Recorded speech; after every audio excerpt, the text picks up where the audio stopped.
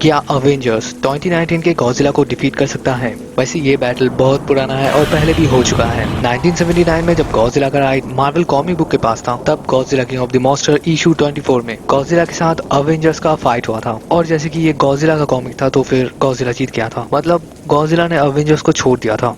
लेकिन क्यों? गॉडजिला इंसानों के ऊपर अटैक क्यों नहीं करता? तो ये सब भी डिस्कस होगा। लेकिन क्या 2019 का गॉडजिला 2019 के अवेंजर्स को डिफीट कर सकता है? तो पहले 1979 में released Godzilla king of the monster comic book के सिनेरियो को एस्टैब्लिश करते हैं।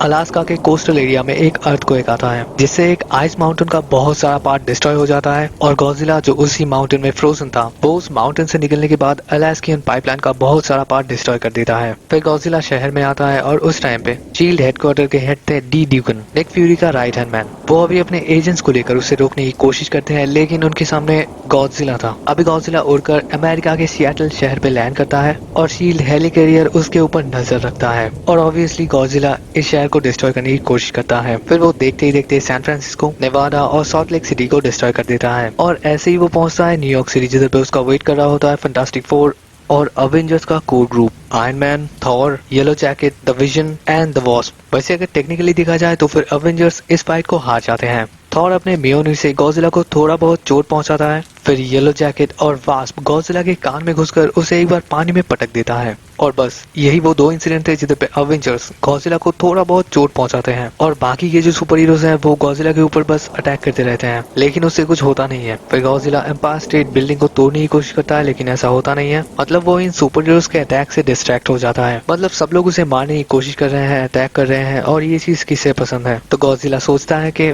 इस दुनिया में क्या रखा है, ना ही कॉन्ग है ना ही मोथरा है, तो चलो पानी में। फिर वो ऐसे ही समंदर में चला जाता है और अवेंजर्स हाँपते रहते हैं। तो टेक्निकली अवेंजर्स जीतते नहीं है। मतलब वो तो गॉडजिला था जो इन्हें अकेले छोड़कर चला गया। लेकिन क्या होगा अगर 2019 के गॉडजिला के सामने आ जाता है 2019 का अवेंजर्स? मतलब एक तरफ है कुछ ह्यूमंस, जिनमें से कुछ लोगों के पास है पावरफुल सूट्स और कुछ लोगों के पास है सुपर ह्यूमन स्ट्रेंथ और हाँ, एक गॉड भी है। वहीं दूसरी तरफ है मॉन्स्टरवर्स का सबसे पावरफुल और डेडलीस्ट बीस्ट, जिसका हाइट है 400 फीट और वो अपने आप में ही एक डिस्ट्रक्टिव इंजन है। तो इस बैटल को स्टार्ट करते हैं। अलास्का के कोस्टल एरिया में गॉडजिला अनफ्रीज होता है। फिर उसे शील्ड रोकने की कोशिश करता है, लेकिन वो गॉडजिला है। इसके बाद शील्ड अपने हेलिकैरियर में उसका पीछा करता है और फिर गॉडजिला पहुंचता है न्यूयॉर्क सिटी, जिधर पे उसका वेट कर रहा होता है अवेंजर्स, कैप्टन का वाइब्रेनियम शील्ड, पैंथर का वाइब्रेनियम ड्रेस, हॉकाई का एरो और ब्लैक विडो की ब्यूटी। वो उसका कुछ भी नहीं कर पाते। इनफैक्ट गॉडजिला उन्हें नोटिस भी नहीं करता और इसी रीजन से मुझे कॉन्ग पसंद है। जो भी हो, अभी पे गॉडजिला आयरन मैन के अटैक को थोड़ा बहुत नोटिस करता है, लेकिन हम सबको ये पता ही है कि मिलिट्री वेपन से अटैक गॉडजिला सिर्फ नोटिस ही करता है, वो उसका कुछ कर नहीं पाते। तो आयरन मैन का अटैक थोड़ा सा भी इफेक्टिव नहीं होता। इसके बाद आता है हल्क। वो बंदा पूरा का पूरा सक्का हुआ होता है और फिर लॉन्ग जंप मारकर गॉडजिला के चेस्ट के ऊपर टक्कर मारता है। लेकिन भाई अगर सच बोले तो ये अगर पुराना गॉडजिला भी होता ना, मतलब वो 1998 के फिल्म में दिखाया गया गॉडजिला होता, तो फिर हल्क उसे थोड़ा बहुत डैमेज दे पाता।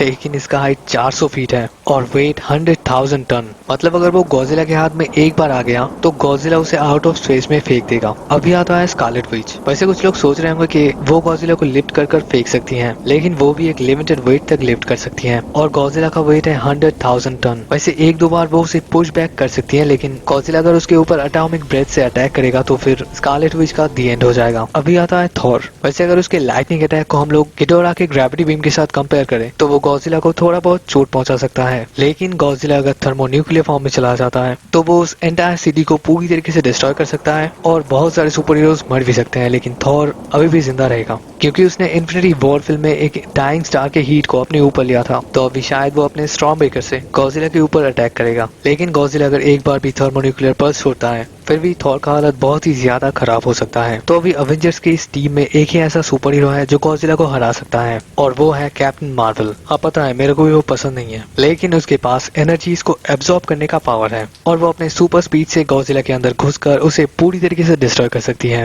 वैसे और भी तो सुपर हीरोज हैं जो गॉडजिला को डिफीट कर सकते हैं, जिनमें से पहला है डॉक्टर स्ट्रेंज। वो गॉडजिला के बिल्कुल मिडिल पोजीशन पे या फिर उसके नेक के आसपास ऐसा ही एक मैजिकल रिंग बनाएगा और फिर वो उसे बंद कर देगा और गॉडजिला का 2 पीस हो जाएगा। लेकिन ये मार्वल है, फैमिली फ्रेंडली कंपनी, तो अभी सिर्फ एक ही ऑप्शन बचता है, एंटमैन। अभी कमेंट में गाली मत लिखो, पहले सुन लो। मेरे को भी पता है एंटमैन गॉडजिला को हरा नहीं सकता, लेकिन गॉडजिला जब नॉर्मल फॉर्म में होगा तब एंटमैन अपने इस डिस्क को उसके ऊपर फेंकेगा। मतलब ये साइज को छोटा करने वाला डिस्क फेंकेगा, पर गॉडजिला छोटा हो जाएगा। फिर बस लड़ाई खत्म।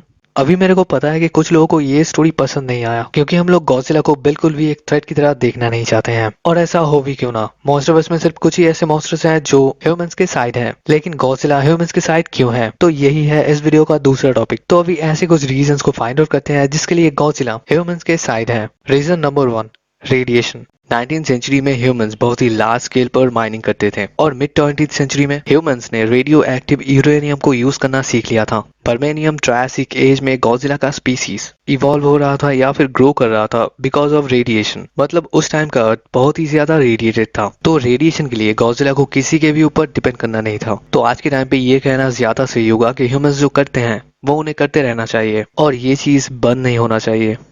Reason number 2, balance. गॉडजिला एक ऐसा बीस्ट है जो थ्रेट्स को एलिमिनेट करता है और आज की डेट में जो सर्कल ऑफ लाइफ है गॉडजिला उसे प्रोटेक्ट करता है। अभी अगर इस चीज को गौर से देखा जाए तो फिर carbon cycle circle of life का ही एक इंटीग्रेटेड पार्ट है। मतलब अगर सिंपल तरीके से कहा जाए तो फिर इंसान अगर नहीं रहेंगे तो फिर कार्बन डाइऑक्साइड नहीं रहेगा, और अगर कार्बन डाइऑक्साइड नहीं रहेगा तो फिर पेड़ पौधे मर जाएंगे, और अगर पेड़ पौधे मर जाएंगे तो फिर कोई भी नहीं रहेगा। मतलब समझ रहे हो ना।